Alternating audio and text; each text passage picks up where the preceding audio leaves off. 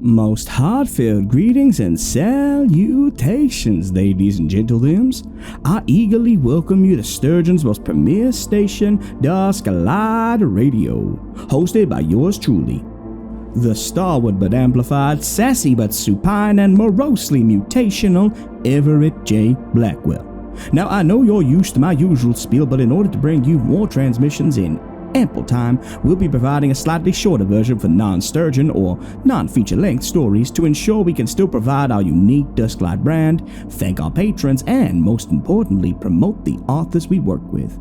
You can, as always, skip these intros using the timestamp below. It's been a while, but we are bringing you a little treat. A return to the Dusklight Drive-In. 4 stories and 2 authors who were giants in their own right. A celebration of sci-fi horror from the past 120 years. H.P. Lovecraft and Arthur C. Clarke will be your featured authors for this evening. Links to their works are of course in the description. The stories we'll be dealing with respectively from both authors are as follows.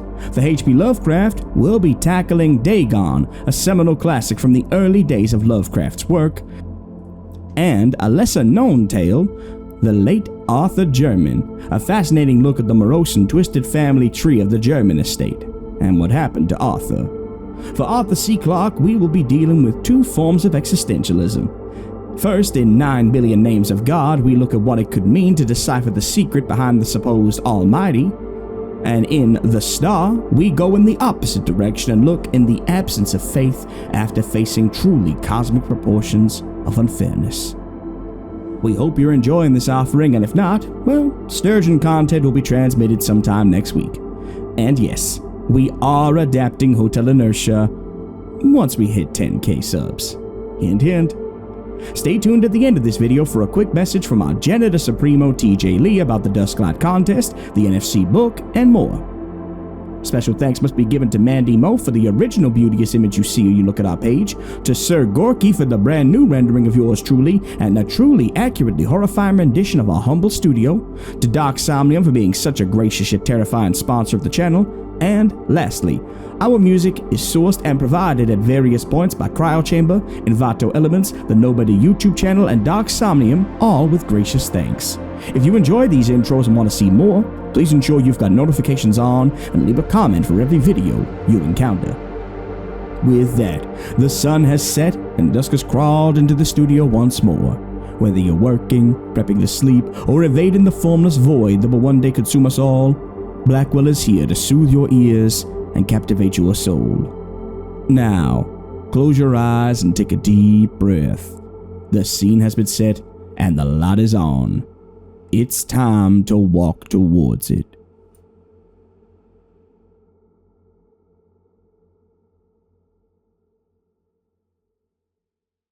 This is a slightly unusual request, said Dr. Wagner, with what he hoped was commendable restraint. As far as I know, it's the first time anyone's been asked to supply a Tibetan monastery with an automatic sequence computer. I don't wish to be inquisitive, but I should hardly have thought that your, establishment had much use for such a machine. Could you explain just what you intend to do with it? Gladly, replied the Lama, readjusting his silk robes and carefully putting away the slide rule he had been using for currency conversions. Your Mark V computer can carry out any routine mathematical operation involving up to 10 digits. However, for our work, we are interested in letters, not numbers.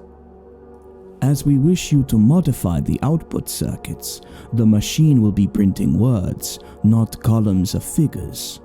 I don't quite understand. This is a project on which we have been working for the last 3 centuries. Since the Lamasery was founded, in fact. It is somewhat alien to your way of thought, so I hope you will listen with an open mind while I explain it. Naturally. It is really quite simple. We have been compiling a list which shall contain all the possible names of God. I beg your pardon? We have reason to believe, continued the Lama imperturbably, that all such names can be written with not more than 9 letters in an alphabet we have devised. And you've been doing this for 3 centuries? Yes. We expected it would take us about 15,000 years to complete the task." "Oh." Dr. Wagner looked a little bit dazed. "Now I see why you wanted to hire one of our machines. But exactly what is the true purpose of this project?" The llama hesitated for a fraction of a second, and Wagner wondered if he had offended him. If so, there was no trace of annoyance in the reply. "Call it ritual, if you like, but it's a fundamental part of our belief. All of the many names of the Supreme Being, God, Jehovah, Allah, and so on, they are only man-made labels. There is a philosophical problem of some difficulty here, which I do not propose to discuss, but somewhere among all the possible combinations of letters that can occur are what one may call the real names of God. By systematic permutation of letters, we have been trying to list them all." "I see. You've been starting at A and working up to Z." "Exactly. Though we use a special alphabet of our own. Modifying the electromatic typewriters to deal with this is, of course, trivial. A rather more interesting problem is that of devising suitable circuits to eliminate ridiculous combinations. For example, no letter must occur more than 3 times in succession." "3? Surely you mean 2? 3 is correct. I am afraid it would take too long to explain why, even if you understood our language." "I'm sure it would," said Wagner hastily. "Go on." "Luckily, it will be a simple matter to adapt your automatic sequence computer for this work, since once it has been programmed properly, it will permute each letter in turn and print the result. What would have taken us 15,000 years, it will be able to do in 100 days. Dr. Wagner was scarcely conscious of the faint sounds from the Manhattan streets far below. He was in a different world, a world of natural, not man-made, mountains. High up in their remote eyries, these monks have been patiently at work, generation after generation, compiling their lists of meaningless words. Was there any limit to the follies of mankind? Still, he must give no hint of his inner thoughts. The customer was always right. "There's no doubt," replied the doctor, "that we can modify the Mark V to print lists of this nature. I'm much more worried about the problem of installation and maintenance. Getting out to Tibet in these days is not going to be easy." "We can arrange that. The components are small enough to travel by air. That is one reason why we chose your machine. If you can get them to India, we will provide transport from there." "And you want to hire 2 of our engineers?" "Yes, for 3 months that the project should occupy." "I've no doubt that personnel can manage that." Dr. Wagner scribbled a note on his desk pad. "There are just 2 other points." Before he could finish the sentence, the llama had produced a small clip of paper. "This is my certified credit balance at the Asiatic Bank." "Thank you. It appears to be adequate. The second matter is so trivial that I hesitate to mention it, but it's surprising how often the obvious gets overlooked. What source of electrical energy have you?" "A diesel generator providing 50 kilowatts at 110 volts. It was installed about 5 years ago and is quite reliable. It's made life at the Lamasery much more comfortable. But of course it was really installed to provide power for the motors driving the prayer wheels." "Of course," echoed Dr. Wagner. "I should have thought of that." The view from the parapet was vertiginous, but in time one gets used to anything. After 3 months, George Hanley was not impressed by the 2,000-foot swamp into the abyss or the remote checkerboard of fields in the valley below. He was leaning against the wind-smoothed stones and staring morosely at the distant mountains, whose names he had never bothered to discover. This, thought George, was the craziest thing that had ever happened to him. Project Shangri-La, some wit back at the labs had christened it. For weeks now, the Mark V had been churning out acres of sheets covered with gibberish. Patiently, inexorably, the computer had been rearranging letters in all their possible combinations, exhausting each class before going on to the next. As the sheets had emerged from the electromatic typewriters, the monks had carefully cut them up and pasted them into enormous books. In another week, heaven be praised, they would be finished. Just what obscure calculations had convinced the monks that they needn't bother to go on to words of 10, 20, or 100 letters, George didn't know. One of his recurring nightmares was that there would be some change of plan, and that the High Lama, whom they'd naturally called Sam Jaffe, though he didn't look a bit like him, would suddenly announce that the project would be extended to approximately AD 2060. They were quite capable of it. George heard the heavy wooden door slam in the wind as Chuck came out onto the parapet beside him. As usual, Chuck was smoking one of the cigars that made him so popular with the monks, who, it seemed, were quite willing to embrace all the minor and most of the major pleasures of life. That was one thing in their favor. They might be crazy, but they weren't blue noses. Those frequent trips they took down to the village, for instance. "Listen, George," said Chuck urgently. "I've learned something that means trouble." "What's wrong? Isn't the machine behaving?" That was the worst contingency George could imagine. It might delay his return, and nothing could be more horrible. The way he felt now, even the sight of a TV commercial would seem like manna from heaven. At least it would be some link with home. No, it's nothing like that." Chuck settled himself on the parapet, which was unusual because normally he was scared of the drop. "I've just found out what this is all about." "What do you mean? I thought we knew." "Sure, we know what the monks are trying to do, but we didn't know why. It's the craziest thing." "Tell me something new," growled George. "But old Sam's just come clean with me. You know the way he drops in every afternoon to watch the sheets roll out? Well, this time he seemed rather excited, or at least as near as he'll ever get to it. When I told him that we were on the last cycle, he asked me, in that cute English accent of his, if I'd ever wondered what they were trying to do.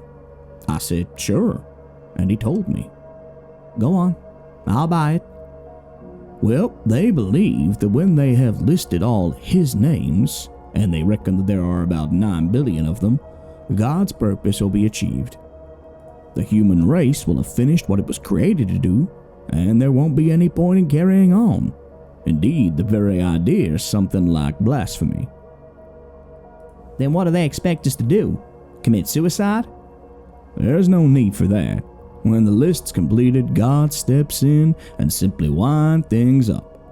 Bingo. Oh, I get it.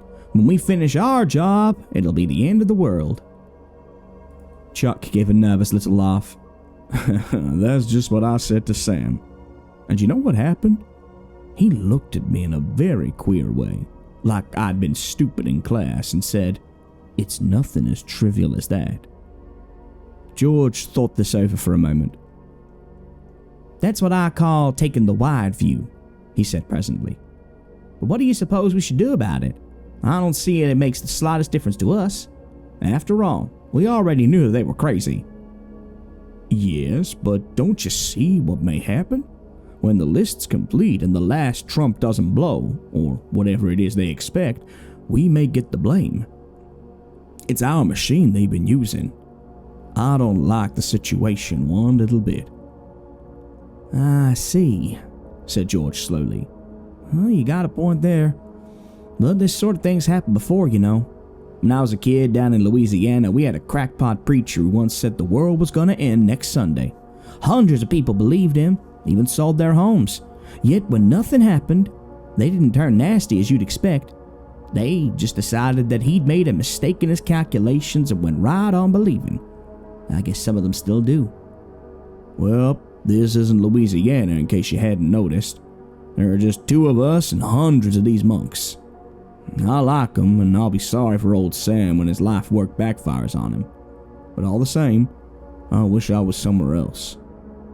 I've been wishing that for weeks, but there's nothing we can do until the contract's finished and the transport arrives to fly us out. Of course, said Chuck thoughtfully. We could always try a bit of sabotage. Like hell we could. That'd make things worse. Not the way I meant. Look at it like this. The machine will finish its run 4 days from now, on the present 20 hours a day basis. The transport calls in a week. Okay? Then all we need to do is find something that needs replacing during one of the overhaul periods. Something that'll hold up the works for a couple days. We fix it, of course, but not too quickly. If we time matters properly, we can be down at the airfield when the last name pops out of the register. They won't be able to catch us then." "I don't like it," said George. "It'll be the first time I ever walked out on a job. Besides, it'd make them suspicious. No, I'll sit tight and take what comes." "I still don't like it," he said 7 days later as the tough little mountain ponies carried them down the winding road. "And don't you think I'm running away because I'm afraid. I'm just sorry for these poor old guys up here, and I don't want to be around when they find what suckers they've been. Wonder how Sam will take it." "It's funny," replied Chuck, "but when I said goodbye, I got the idea he knew we were walking out on him, and that he didn't care because he knew the machine was running smoothly and that the job would soon be finished. After that, well, of course for him, there just isn't any after that." George turned in his saddle and stared back up at the mountain road. This was the last place from which one could get a clear view of the lamasery. The squat, angular buildings were silhouetted against the afterglow of the sunset. Here and there, lights gleamed like portholes in the side of an ocean liner. Electric lights, of course, sharing the same circuit as the Mark IV. How much longer would they share it, wondered George. Would the monks smash up the computer in their rage and disappointment? Or would they just sit down quietly and begin their calculations all over again? He knew exactly what was happening up on the mountain at this very moment.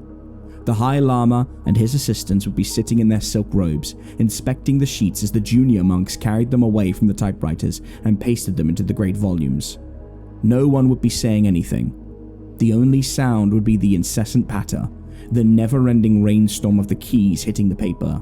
For the Mark V itself was utterly silent as it flashed through its thousands of calculations a second. 3 months of this, thought George, was enough to start anyone climbing up the wall. "There she is," called Chuck, pointing down into the valley. "Ain't she beautiful?" She certainly was, thought George. The battered old DC-3 lay at the end of the runway like a tiny silver cross. In 2 hours, she would be bearing them away to freedom and sanity. It was a thought worth savoring like a fine liqueur. George let it roll around in his mind as the pony trudged patiently down the slope. The swift night of the high Himalayas was now almost upon them. Fortunately, the road was very good, as roads went in that region, and they were both carrying torches. There was not the slightest danger, only a certain discomfort from the bitter cold. The sky overhead was perfectly clear, and ablaze with the familiar, friendly stars. At least there would be no risk, thought George, of the pilot being unable to take off because of weather conditions. That had been his only remaining worry. He began to sing, but gave it up after a while. This vast arena of mountains, gleaming like whitely hooded ghosts on every side, did not encourage such ebullience. Presently, George glanced at his watch. "Should be there in an hour," he called back over his shoulder to Chuck. Then he added in an afterthought, "Wonder if the computer's finished its run. It's about due now." Chuck didn't reply, so George swung around in his saddle. He could just see Chuck's face, a white oval turned toward the sky. "Look," whispered Chuck, and George lifted his eyes to heaven. There is always a last time for everything. Overhead, without any fuss, the stars were going out.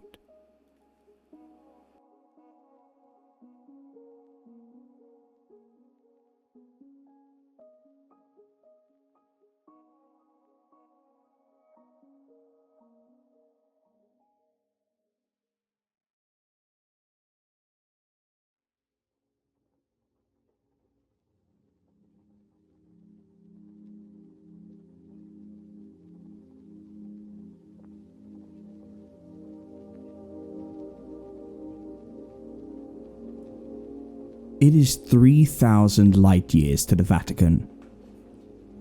Once, I believed that space could have no power over faith, just as I believed the heavens declared the glory of God's handwork. Now I have seen that handiwork, and my faith is sorely troubled. I stare at the crucifix that hangs in the cabin wall above the Mark VI computer, and for the first time in my life I wonder if it is no more than an empty symbol. I have told no one yet, But the truth cannot be concealed. The facts are there for all to read, recorded on the countless miles of magnetic tape and the thousands of photographs we are carrying back to Earth.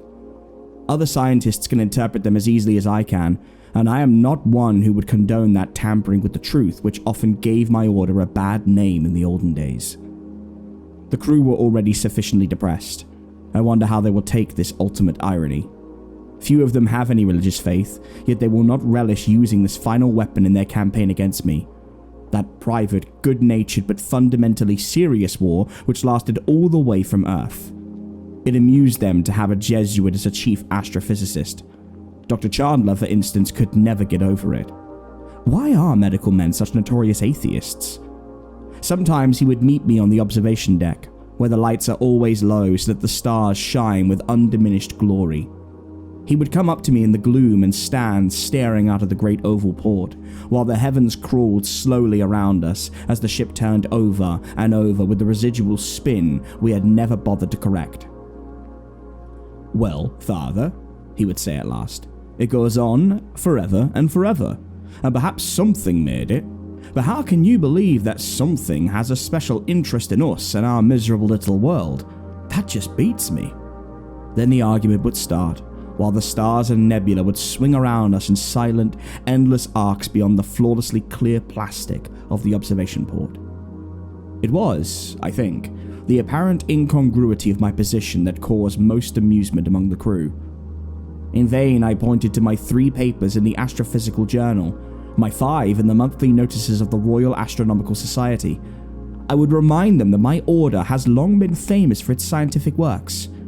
We may be few now, but ever since the 18th century, we have made contributions to astronomy and geophysics out of all proportion to our numbers. Will my report on the Phoenix Nebula end our 1,000 years of history? It will end, I fear, much more than that. I do not know who gave the nebula its name, which seems to me a very bad one. If it contains a prophecy, it is one that cannot be verified for several billion years. Even the word nebula is misleading.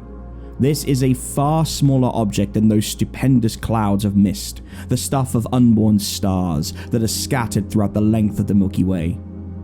On the cosmic scale, indeed, the Phoenix Nebula is a tiny thing, a tenuous shell of gas surrounding a single star. Or what is left of a star. The Rubens engraving of Loyola seems to mock me as it hangs there above the spectrophotometer tracings. What would you, Father, have made of this knowledge that has come into my keeping, so far from the little world that was all the universe you knew? Would your faith have risen to the challenge as mine has failed to do? You gaze into the distance, Father, but I have traveled a distance beyond any that you could have imagined when you founded our order 1,000 years ago. No other survey ship has been so far from Earth. We are at the very frontiers of the explored universe. We set out to reach the Phoenix Nebula. We succeeded, and we are homeward bound with our burden of knowledge. I wish I could lift that burden from my shoulders, but I called to you in vain across the centuries and the light years that lie between us. On the book you are holding, the words are plain to read. Ad maiorem Dei gloriam, the message runs. But it is a message I can no longer believe. Would you still believe it if you could see what we have found? We knew, of course, what the Phoenix Nebula was. Every year in our galaxy alone, more than 100 stars explode, blazing for a few hours or days with hundreds of times their normal brilliance, until they sink back into death and obscurity. Such are the ordinary novas, the commonplace disasters of the universe. I have recorded the spectrograms and light curves of dozens since I started working at the Lunar Observatory. But 3 or 4 times in every 1,000 years occurs something beside which even a nova pales into total insignificance. When a star becomes a supernova, it may for a little while outshine all the massed suns of the galaxy. The Chinese astronomers watched this happen in AD 1054, not knowing what it was they saw. 5 centuries later, in 1572, a supernova blazed in Cassiopeia so brightly, so brilliantly, that it was visible in the daylight sky. There have been 3 more in the 1,000 years that have passed since then. Our mission was to visit the remnants of such a catastrophe, to reconstruct the events that led up to it, and, if possible, to learn its cause. We came slowly in through the concentric shells of gas that had been blasted out of 6,000 years before, yet were expanding still. They were immensely hot, radiating even now with a fierce violet light, but were far too tenuous to do us any damage. When the star had exploded, its outer layers had been driven upward with such speed that they had escaped completely from its gravitational field. Now they formed a hollow shell large enough to engulf 1,000 solar systems, and at its center burned the tiny, fantastic object which the star had now become. A white dwarf, smaller than Earth, yet weighing 1,000,000 times as much. The glowing gas shells were all around us, banishing the normal night of interstellar space. We were flying into the center of the cosmic bomb that had detonated a millennia ago, and whose incandescent fragments were still hurling apart.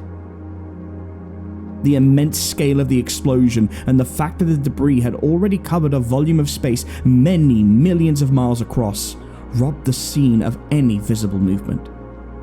It would take decades before the unaided eye could detect any motion in these tortured wisps and eddies of gas. Yet the sense of turbulent expansion was overwhelming. We had checked our primary drive hours before, and were drifting slowly toward the fierce little star ahead. Once it had been a sun like our own, but it had squandered in a few hours the energy that should have kept it shining for 1,000,000 years. Now it was a shrunken miser, hoarding its resources as if trying to make amends for its prodigal youth. No one seriously expected to find planets. If there had been any before the explosion, they would have been boiled into puffs of vapor, and their substance lost in the greater wreckage of the star itself. But we made the automatic search, as we always do when approaching an unknown sun, and presently we found a single small world circling the star at an immense distance. It must have been the Pluto of this vanished solar system, orbiting on the frontiers of the night. Too far from the central sun ever to have known life, its remoteness had saved it from the fate of all of its lost companions. The passing fires had seared its rocks and burned away the mantle of frozen gas that must have covered it in the days before the disaster. We landed, and we found the vault. Its builders had made sure that we should. The monolithic marker that stood above the entrance was now a fused stump. But even the first long-range photographs told us that here was the work of intelligence. A little later, we detected the continent-wide pattern of radioactivity that had been buried in the rock. Even if the pylon above the vault had been destroyed, this would have remained, an immovable and all but eternal beacon calling to the stars. Our ship fell towards this gigantic bullseye like an arrow into its target. The pylon must have been a mile high when it was built, but now it looked like a candle had melted down into a puddle of wax. It took us a week to drill through the fused rock, since we did not have the proper tools for a task like this. We were astronomers, not archaeologists, but we could improvise. Our original purpose was forgotten. This lonely monument, reared with such labor at the greatest possible distance from the doomed sun, could have only one meaning. A civilization that knew it was about to die had made its last bid for immortality. It will take us generations to examine all the treasures that were placed in the vault. They had plenty of time to prepare, for their sun must have given its first warnings many years before the final detonation. Everything they wished to preserve, all the fruits of their genius, they brought here to this distant world in the days before the end, hoping that some other race would find it and that they would not be utterly forgotten. Would we have done as well? Or would we have been too lost in our own misery to give thought to a future we could never see or share? If only they had had a little more time! They could travel freely enough between the planets of their own sun, but had not yet learned to cross the interstellar gulfs, and the nearest solar system was 100 light years away. Yet, even had they possessed the secret of the transfinite drive, no more than a few millions could have been saved. Perhaps it was better thus. Even if they had not been so disturbingly human as their sculpture shows, we could not have helped admiring them and grieving for their fate. They left thousands of visual records and the machines for projecting them, together with elaborate pictorial instructions from which it will not be difficult to learn their written language. We have examined many of these records and brought to life for the first time in 6,000 years the warmth and beauty of a civilization that in many ways must have been superior to our own. Perhaps they only showed us the best, and one can hardly blame them.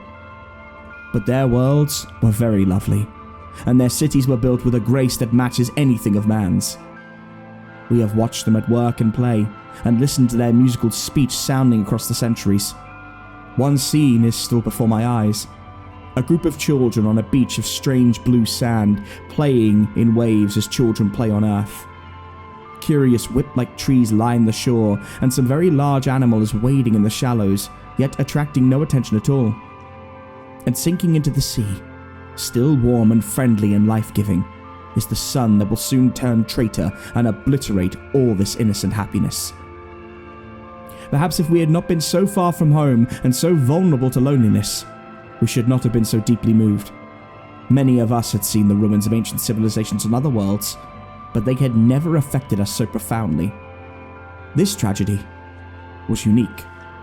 It's one thing for a race to fail and die, as nations and cultures have done on Earth, but to be destroyed so completely in the full flower of its achievement, leaving no survivors, how could that be reconciled with the mercy of God? My colleagues have asked me that, and I have given what answers I can. Perhaps you could have done better, Father Loyola. But I have found nothing in the Exercitia Spiritualia that helps me here. They were not an evil people. I do not know what gods they worshipped, and if they indeed worshipped any. But I have looked back at them across the centuries and have watched while the loveliness they used their last strength to preserve was brought forth again into the light of their shrunken sun. They could have taught us so much. Why were they destroyed? I know the answers my colleagues will give when they get back to Earth. They will say that the universe has no purpose and no plan, that since 100 suns explode every year in our galaxy, at this very moment some race is dying in the depths of space. Whether that race has done good or evil during its lifetime will make no difference in the end.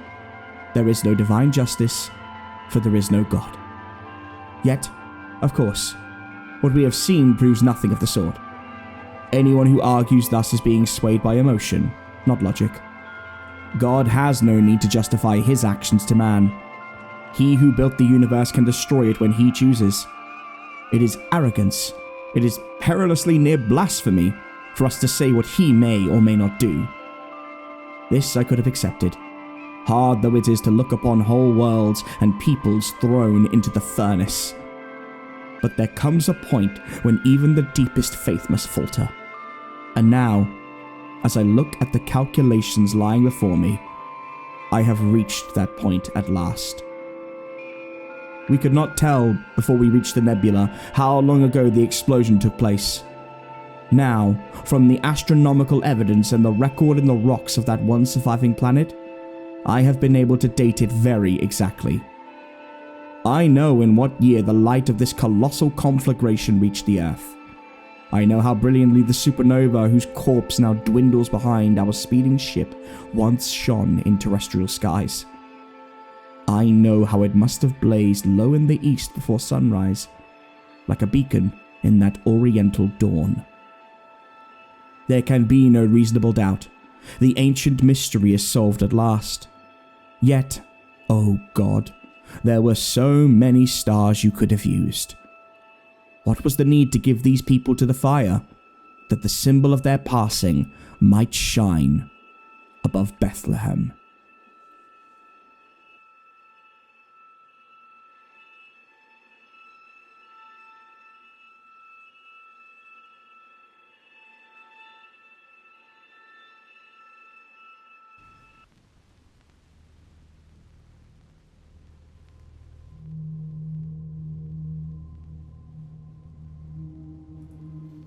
Life is a hideous thing, and what we know from the background behind what we know of it appear demoniacal hints of truth which make it sometimes 1,000-fold more hideous.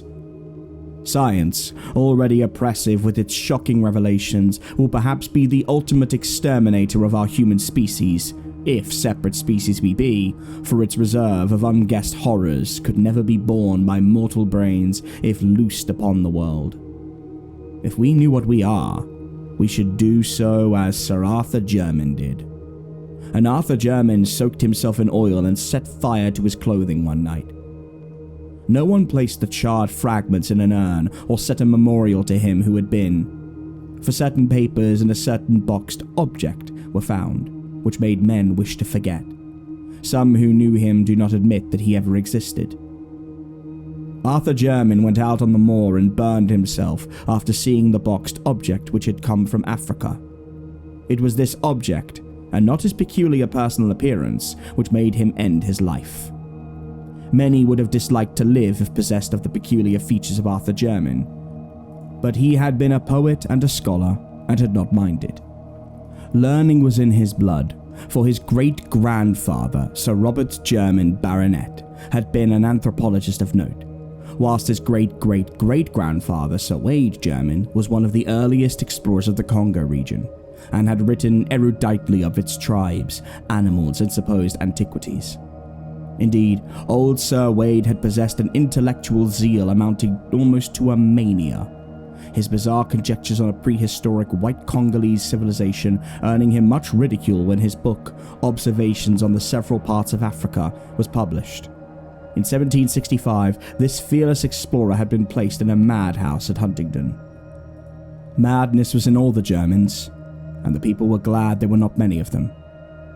The line put forth no branches, and Arthur was the last of it. If he had not been, one cannot say what he would have done when the object came. The Jermyns never seemed to look right. Something was amiss, though Arthur was the worst, and the old family portraits in Jermyn House showed fine faces enough before Sir Wade's time. Certainly the madness began with Sir Wade, whose wild stories of Africa were at once the delight and terror of his few friends.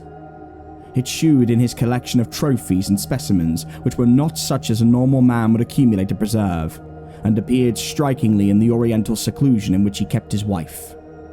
The latter, he had said, was the daughter of a Portuguese trader who he had met in Africa and did not like English ways. She, with an infant son born in Africa, had accompanied him back from the second and longest of his trips, and had gone with him on the third and last, never returning. No one had ever seen her closely, not even the servants, for her disposition had been violent and singular. During her brief stay at Jermyn House, she occupied a remote wing, and was waited on by her husband alone. Sir Wade was, indeed, most peculiar in his solicitude for his family, for when he returned to Africa he would permit no one to care for his young son save a loathsome black woman from Guinea. Upon coming back, after the death of Lady Jermyn, he himself assumed complete care of the boy. But it was talk of Sir Wade, especially when in his cups, which chiefly led his friends to deem him mad. In a rational age like the 18th century, it was unwise for a man of learning to talk about wild sights and strange scenes under a Congo moon, of the gigantic walls and pillars of a forgotten city, crumbling and vine-grown, and of damp, silent stone steps leading interminably down into the darkness of abysmal treasure vaults and inconceivable catacombs. Especially was it unwise to rave of the living things that might haunt such a place, of creatures half of the jungle and half of the impiously aged city, fabulous creatures which even a Pliny might describe with skepticism, things that might have sprung up after the great apes had overrun the dying city with the walls and the pillars, the vaults and the weird carvings. Yet after he came home for the last time, Sir Wade would speak of such matters with a shudderingly uncanny zest, mostly after his third glass at the Knight's Head, boasting of what he had found in the jungle, of how he had dwelt among the terrible ruins known only to him. And finally he had spoken of the living things in such a manner that he was taken to the madhouse. He had shown little regret when shut into the barred room at Huntingdon, for his mind moved curiously. Ever since his son had commenced to grow out of infancy, he had liked his home less and less, till at last he had seemed to dread it. The Knight's Head had been his headquarters, and when he was confined, he expressed some vague gratitude, as if for protection. 3 years later, he died. Wade Jermyn's son Philip was a highly peculiar person. Despite a strong physical resemblance to his father, his appearance and conduct were in many particulars so coarse that he was universally shunned. Though he did not inherit the madness which was feared by some, he was densely stupid and given to brief periods of uncontrollable violence.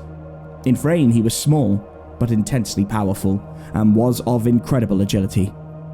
12 years after succeeding to his title, he married the daughter of his gamekeeper, a person said to be of gypsy extraction, but before his son was born joined the Navy as a common sailor, thus completing the general disgust which his habits and mésalliance had begun. After the close of the American War, he was heard of as a sailor on a merchantman in the African trade, having a kind of reputation for feats of strength and climbing, but finally disappearing one night as his ship lay off the Congo coast. In the son of Sir Philip Jermyn, the now accepted family peculiarity took a strange and fatal turn. Tall and fairly handsome with a sort of weird Eastern grace despite certain slight oddities of proportion, Robert Jermyn began life as a scholar and investigator.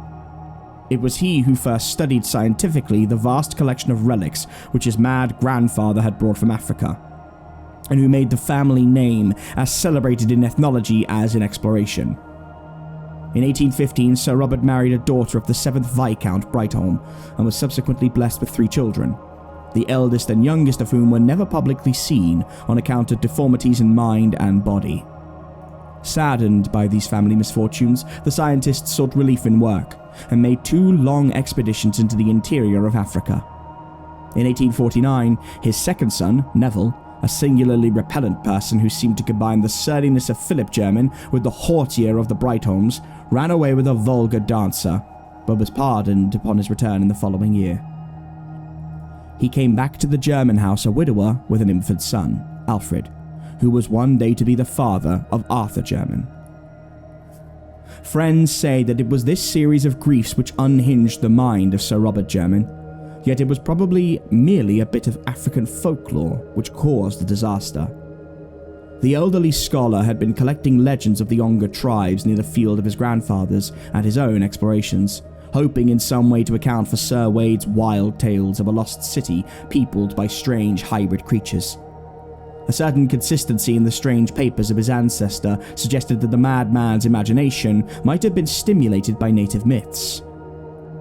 On October 19, 1852, the explorer Samuel Seton called at Jermyn House with a manuscript of notes collected among the Ongas, believing that certain legends of a grey city of white apes ruled by a white god might prove valuable to the ethnologist.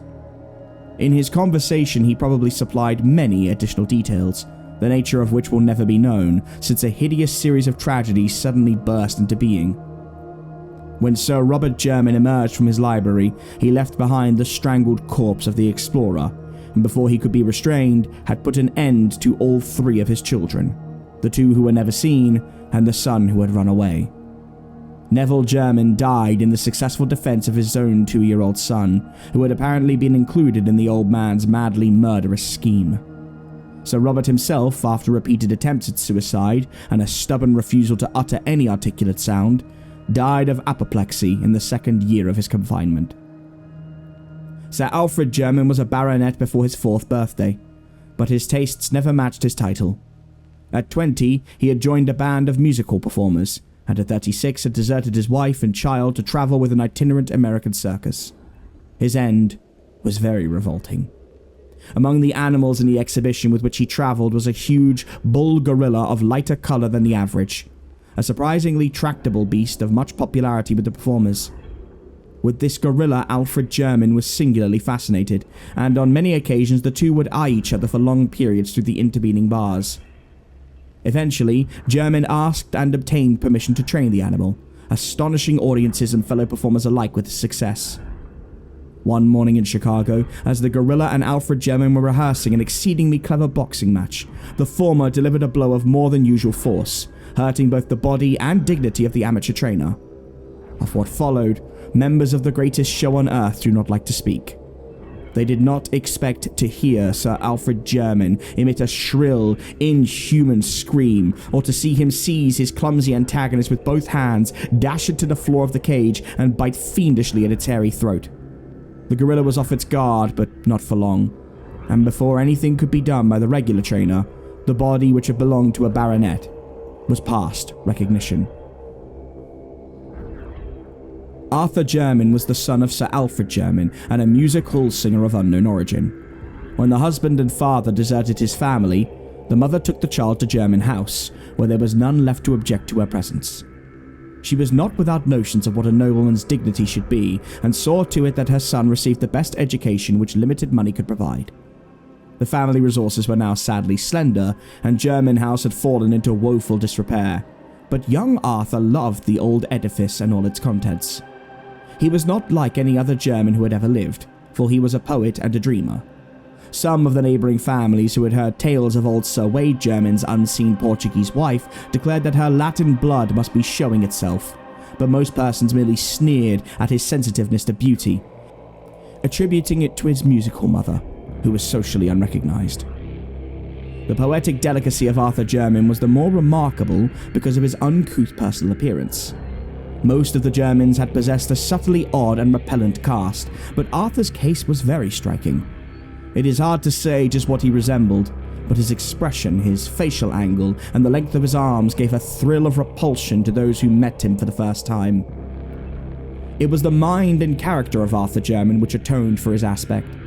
Gifted and learned, he took the highest honours at Oxford, and seemed likely to redeem the intellectual fame of his family. Though of poetic rather than scientific temperament, he planned to continue the work of his forefathers in African ethnology and antiquities, utilising the truly wonderful though strange collection of Sir Wade. With his fanciful mind, he thought often to the prehistoric civilization in which the mad explorer had so implicitly believed, and would weave tale after tale about the silent jungle city mentioned in the latter's wilder notes and paragraphs.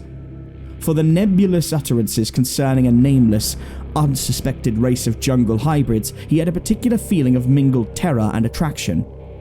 Speculating on the possible basis of such a fancy and seeking to obtain light among more recent data gleaned by his great-grandfather and Samuel Seton amongst the Ongers. In 1911, after the death of his mother, Sir Arthur Jermyn determined to pursue his investigations to the utmost extent. Selling a portion of his estate to obtain the requisite money, he outfitted an expedition and sailed for the Congo. Arranging with the Belgian authorities for a party of guides, he spent a year in the Onga and Kaliri country, finding data beyond the highest of his expectations. Among the Kaliris was an aged chief called Mwanu, who possessed not only a highly retentive memory but a singular degree of intelligence and interest in old legends. This ancient confirmed every tale which Jermyn had heard, adding his own account of the Stone City and the White Ace as it had been told to him. According to Mwanu, the Grey City and the hybrid creatures were no more, having been annihilated by the warlike Mbungus many years ago. This tribe, after destroying most of the edifices and killing the live beings, had carried off the stuffed goddess which had been the object of their quest. The white ape goddess which the strange beings worshipped, and which was held by Congo tradition to be the form of one who had reigned as a princess among those beings. Just what the ape-like creatures could have been, Mwanu had no idea, but he thought they were builders of the ruined city. Jermyn could form no conjecture, but by close questioning obtained a very picturesque legend of the stuffed goddess. The ape princess, it was said, became the consort of a great white god who had come out of the west. For a long time, they had reigned over the city together, but when they had a son, all three went away. Later, the god and the princess had returned, and upon the death of the princess, her divine husband had mummified the body and enshrined it in a vast house of stone where it was worshipped. Then he had departed alone. The legend here seemed to present three variants. According to one story, nothing further happened save that the stuffed goddess became a symbol of supremacy for whatever tribe might possess it. It was for this reason that the Mbungus carried it off. A second told of the god's return and death at the feet of his enshrined wife. A third told of the return of the son, grown to manhood or apehood or godhood as the case might be, yet unconscious of his identity. Surely the imaginative tribes had made the most of whatever events might lie behind the extravagant legendary. Of the reality of the jungle city described by Sir Wade, Arthur Jermyn had no further doubt, and was hardly astonished when early in 1912 he came upon what was left of it. Its size must have been exaggerated, yet the stones lying about proved that it was no mere tribal village. Unfortunately, no carvings could be found, and the small size of the expedition prevented operations towards clearing the one visible passageway that seemed to lead down to the system of vaults which Sir Wade had mentioned. The white apes and the stuffed goddess were discussed with all the native chiefs of the region, but it remained for a European to improve on the data offered by Old Mwanu. M. Verheeren, Belgian agent at a trading post in the Congo, believed that he could not only locate but obtain the stuffed goddess, of which he had vaguely heard, since the once mighty Mbangus were now the submissive servants of King Albert's government, and with but little persuasion could be induced to part with the gruesome deity they had carried off. When Jermyn sailed for England, therefore, it was with the exultant probability that he would, within a few months, receive a priceless ethnological relic confirming the wildest of his great-great-great-grandfather's narratives. That is, the wildest which he had ever heard. Countrymen near Jermyn House had perhaps heard wilder tales handed down from ancestors who had listened to Sir Wade around the tables of the Knight's Head. Arthur Jermyn waited very patiently for the expected box from N. Verheeren, meanwhile studying with increased diligence to the manuscripts left by his mad ancestor. He began to feel closely akin to Sir Wade, and to seek relics of the latter's personal life in England as well as his African exploits. Oral accounts of the mysterious and secluded wife had been numerous, but no tangible relic of her stay at Jermyn House remained. Jermyn wondered what circumstance had prompted or permitted such an effacement, and decided that the husband's insanity was the prime cause. His great-great-great-grandmother, he recalled, was said to have been the daughter of a Portuguese trader in Africa. No doubt her practical heritage and superficial knowledge of the Dark Continent had caused her to flout Sir Wade's talk on the interior, a thing which such a man would not be likely to forgive. She had died in Africa, perhaps dragged thither by her husband determined to prove what he had told. But as Jermyn indulged in these reflections, he could not but smile at their futility, a century and a half after the death of both of his strange progenitors. In June of 1913, a letter arrived from M. Verheeren, telling of the finding of the stuffed goddess. It was, the Belgian averred, a most extraordinary object, an object quite beyond the power of a layman to classify. Whether it was human or simian only a scientist could determine, and the process of determination would be greatly hampered by its imperfect condition. Time and the Congo climate are not kind to mummies, especially when their preparation is as amateurish as seems to be the case here. Around the creature's neck had been found a golden chain bearing an empty locket on which were armorial designs, no doubt some hapless traveller's keepsake, taken by the Mbangus and hung upon the goddess as a charm.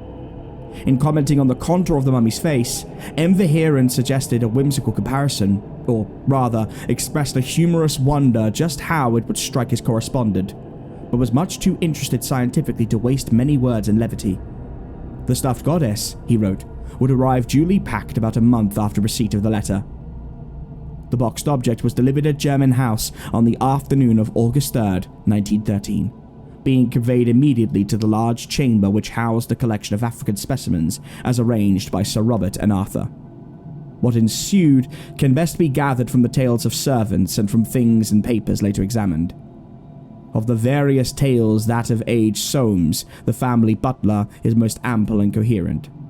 According to this trustworthy man, Sir Arthur Jermyn dismissed everyone from the room before opening the box, though the instant sound of hammer and chisel showed that he did not delay the operation.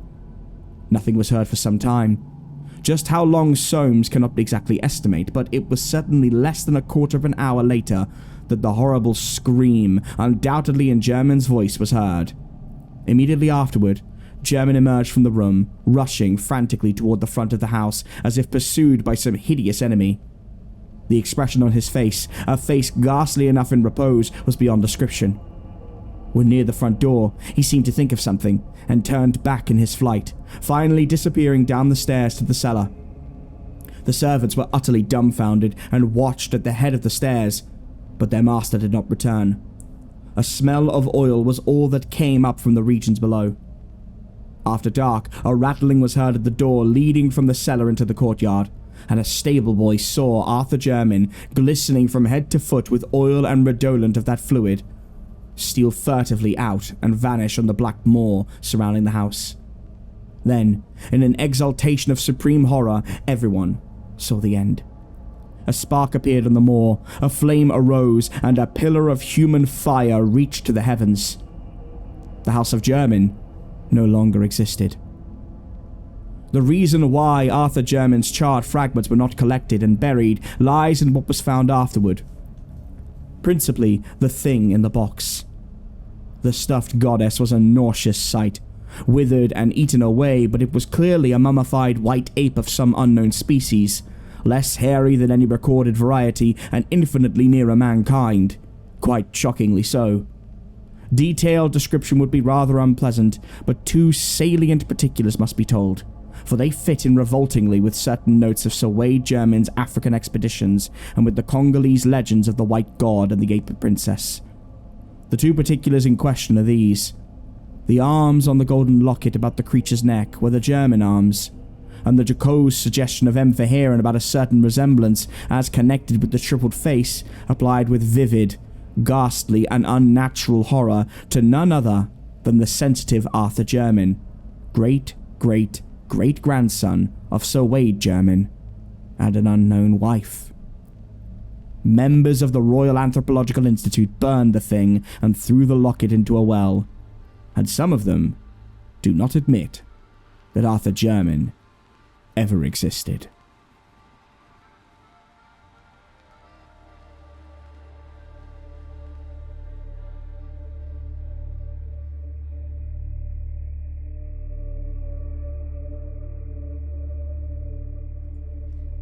I am writing this under an appreciable mental strain, since by tonight I shall be no more. Penniless, and at the end of my supply of the drug which alone makes life endurable, I can bear the torture no longer, and shall cast myself from this garret window into the squalid street below. Do not think from my slavery to morphine that I am a weakling or a degenerate. When you have read these hastily scrawled pages, you may guess, though never fully realize, why it is that I must have forgetfulness or death.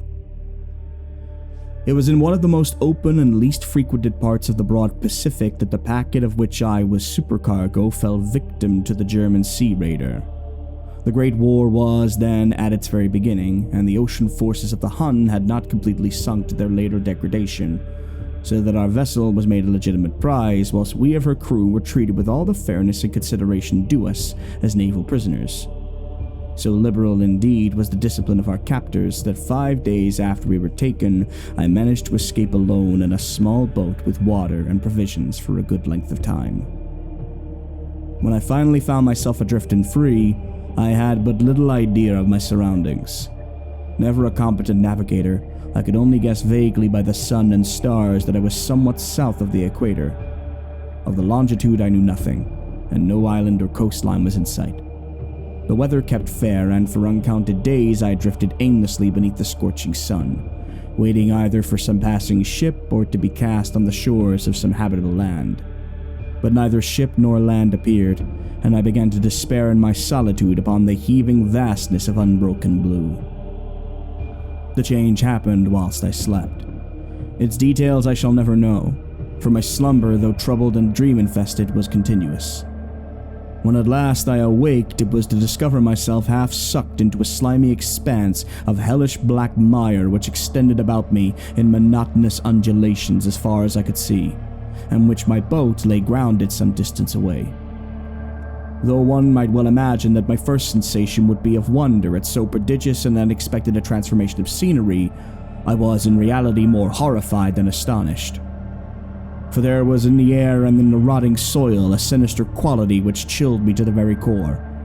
The region was putrid with the carcasses of decaying fish, and of other less describable things which I saw protruding from the nasty mud of the unending plain. Perhaps I should not hope to convey in mere words the unutterable hideousness that can dwell in absolute silence and barren immensity. There was nothing within hearing, and nothing in sight save a vast reach of black slime. Yet the very completeness and the stillness and the homogeneity of the landscape oppressed me with a nauseating fear. The sun was blazing down from a sky which seemed to me almost black in its cloudless cruelty, as though reflecting the inky marsh beneath my feet. As I crawled into the stranded boat, I realized that only one theory could explain my position. Through some unprecedented volcanic upheaval, a portion of the ocean floor must have been thrown to the surface, exposing regions which for innumerable millions of years had lain hidden under unfathomable watery depths. So great was the extent of the new land which had risen beneath me that I could not detect the faintest noise of the surging ocean, strain my ears as I might. Nor were there any seafowl to prey upon the dead things. For several hours I sat thinking or brooding in the boat, which lay upon its side and afforded a slight shade as the sun moved across the heavens. As the day progressed, the ground lost some of its stickiness and seemed likely to dry sufficiently for traveling purposes in a short time. That night I slept but little, and the next day I made for myself a pack containing food and water, preparatory to an overland journey in search of the vanished sea and possible rescue. On the third morning, I found the soil dry enough to walk upon with ease. The odor of the fish was maddening, but I was too much concerned with graver things to mind so slight an evil, and set out boldly for an unknown goal. All day I forged steadily westward, guided by a faraway hummock which rose far higher than any other elevation on the rolling desert. That night I encamped, and on the following day still traveled toward the hummock, though that object seemed scarcely nearer than when I had first espied it. By the fourth evening I attained the base of the mound, which turned out to be much higher than it had appeared from a distance, an intervening valley setting it out in sharper relief from the general surface.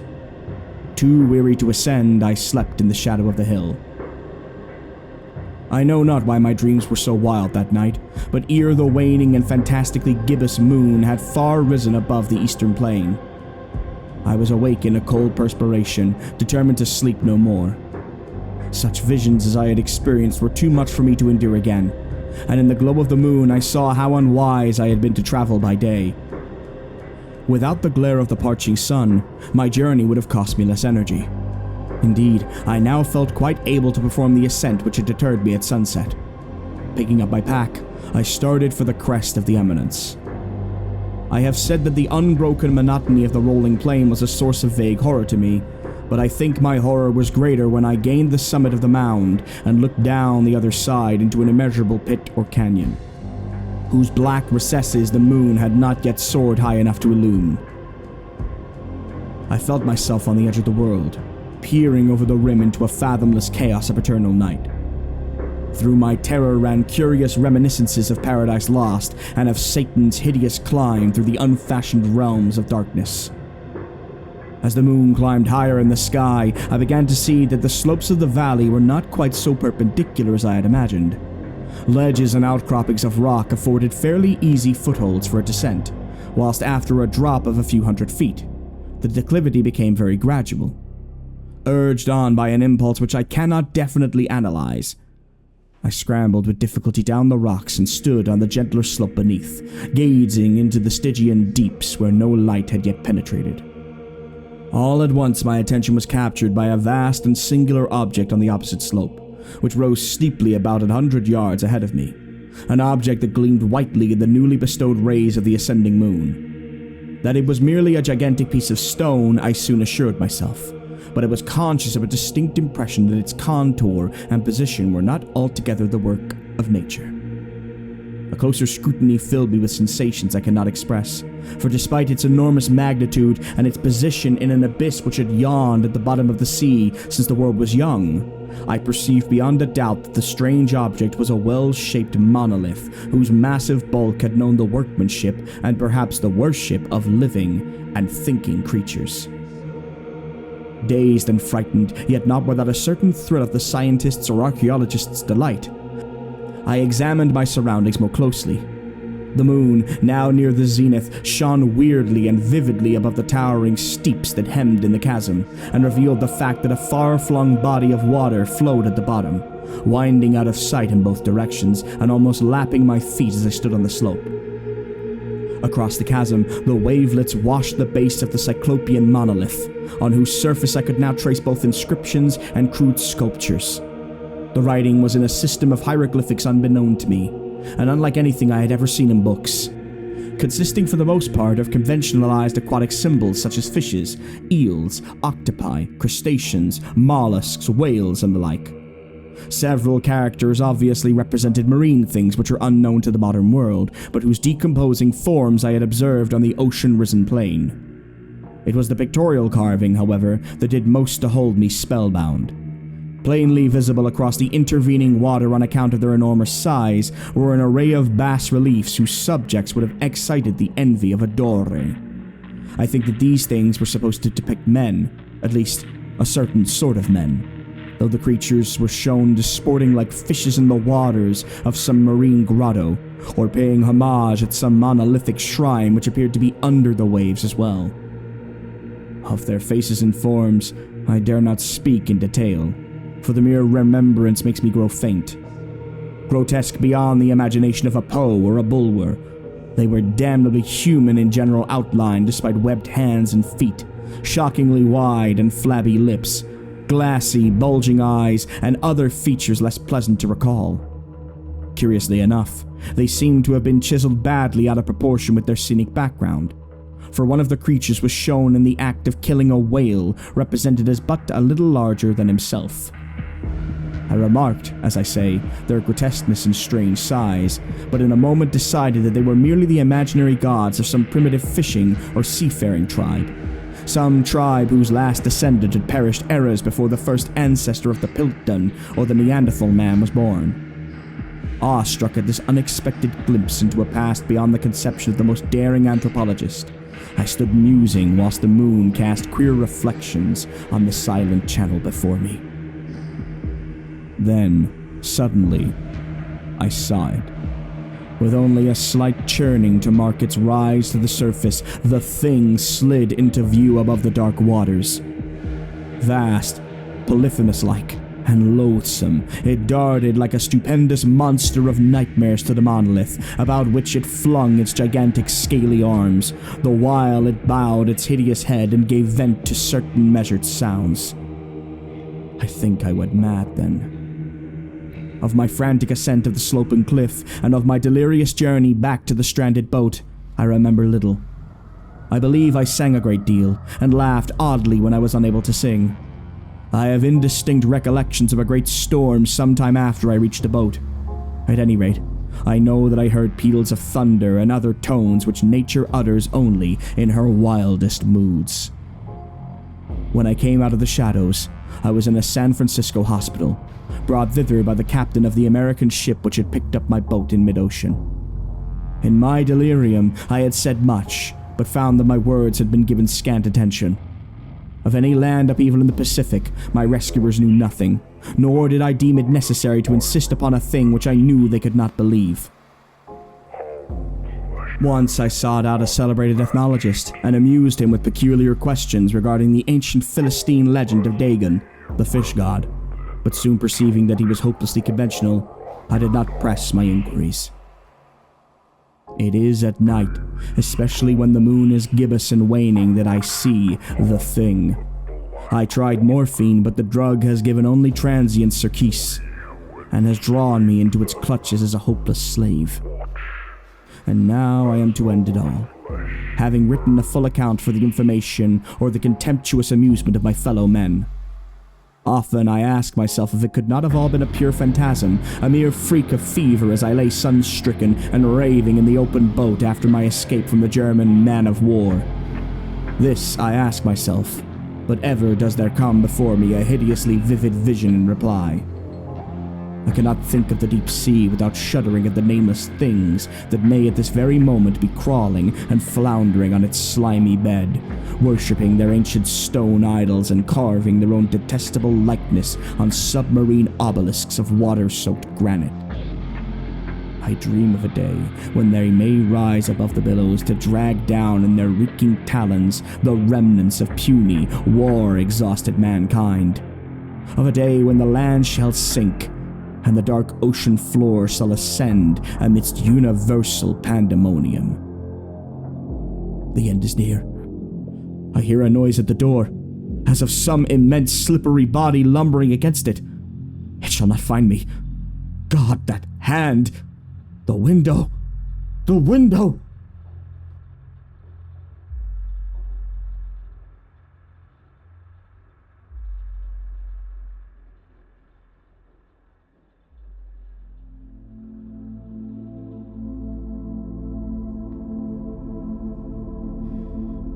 Well, I sure as hell feel small now. How to fix this issue? Maybe I'll join the civil war between Tabitha and Kyle to inflate my importance. Or join the statuesque cult that Clue was amassed to live forever. Or just eat people and gain their power how Jackal does. Decisions. If you've enjoyed this video, be sure to check out some of our other transmissions. We are adding them regularly, and we'd love to have you as part of the Dusklight family by subscribing, hitting the bell of the abyss, and leave a comment with stories you'd love for my many-legged runners to find. I want to thank all of our patrons for making this possible. If you want to sign up, it's as little as $1 and you get exclusive content, early access videos and stories, updates, and more.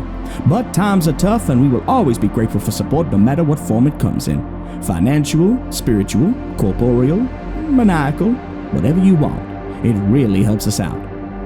Dusklight gives thanks to our Sturgeonite faithfuls Ashabel, Haley Clarke, PRDDL12, Sabrina Alexander, Jason Webb, Laree W., and Casper Norin, Purple Crayon Eaters Amara, Pesky Opossum, Candyman Gloving, Max, Square, Feeny Von Karma, Newman Borders, Death31, Heather Cayley, who, after sacrificing librarians, began to consume all the purple crayons in the production factories to feel magenta on the inside and make everything purple. Our janitors Alex Nunez, Amy Sean, Scott, Arkham Cookie, Sabine Eclipse, and newest recruit Jimmy Ricardo, a vice cop transfer with little regard for the rules and an unhealthy love of paint dust, his own special blend. Having defeated the covetous Criterion Collector, now must brace themselves for a new threat, the Grimace Shake to end all Grimace Shakes. Our Nightmare Detectives Adrian Rodriguez, Ethan Nelson, Fox Clifford, and Gianni Di Lorena, who, having learned of the special sauce, now seek to cleanse themselves with a trip to Whole Queens after dark, trying desperately to avoid the stanky man with the unwashed locks and the cult of the were-vegans. Our Void Walkers, Professor Creepypasta, and their new handler, a literal rat from the rat division, Rat Squatch, who sniffs out trouble and snitches, and can, on occasion, be seen walking through grainy footage into the woods. And our ever-expanding Blackwell family, Jackal Blackwell, scourge of gas station sushi outlets, Clue Blackwell, the twisting, shambling horror, Tabitha Blackwell, wearing a muscle tee with Kyle's face as a skull she smashed, declaring herself Spine Queen, and Papa Kyle Blackwell, preparing his greatest weapon, the Spine Lord. We love and fear you, Papa. We thank you humbly for your patronage and look to see you bright and early for Dusklight orientation, purple crayons, and existential dread will be provided. And, one last time, listeners, close your eyes and breathe with me. Remember, no matter how bad things are, how cruel people can be, and how heavy your shoulders may feel with the weight of the world bearing down on them, Dusklight will always be here to lift the load and provide you with some respite. Drink some lemonade Capri Sun, have some nuggies, have a foot-long piece of cookie dough from Subway. I swear to God it's amazing. Watch a video about the history of Dream Pop and witches from afar, and sleep on the cool side of the pillow with the window open and the stars twinkling down on you. Start and end each day with kindness in your heart. You matter, you are loved, and every day is another chance. I'll see you again when the sun sets and dusk enters the station.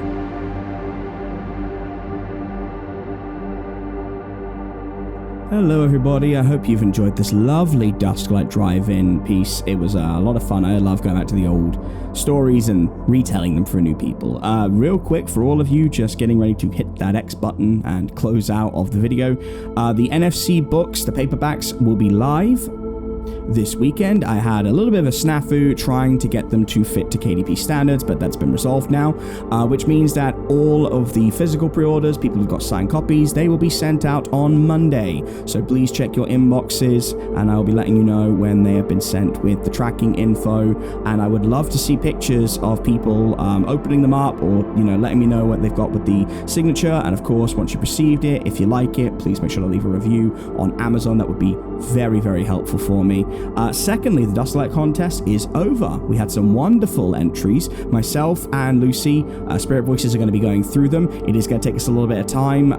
Lucy is in the middle of a really busy work shift. I am in between a couple of acting and wrestling things. We will get back to you guys sometime in September, which is ideal because the NFC book just came out. So we will sort that out, and we will be announcing the winner sometime in September. I will let you know more then. And last but not least, there is more content coming out. We have Demi's Adventure Part 2 going up on the Patreon next week, with 3 hopefully soon after. Tortoises and Tarots Part 2 and 3. Still got Fish Spaces in between. We've got a lot of different series we're going to start stacking. It is by design. We've held them back so we can kind of keep putting them out through August and September. And there will probably be some kind of birthday live stream. I haven't decided on what we're doing with that yet, but I wanted to make sure I let you know here at the end. I want to keep this under 2 minutes, so my waffling and my yapping is not too much. Thank you so much for all your support, for just showing such love to the channel, to the Nightmare Detectives, to everything. Have a wonderful rest of your weekend. Stay safe, and I'll see you soon.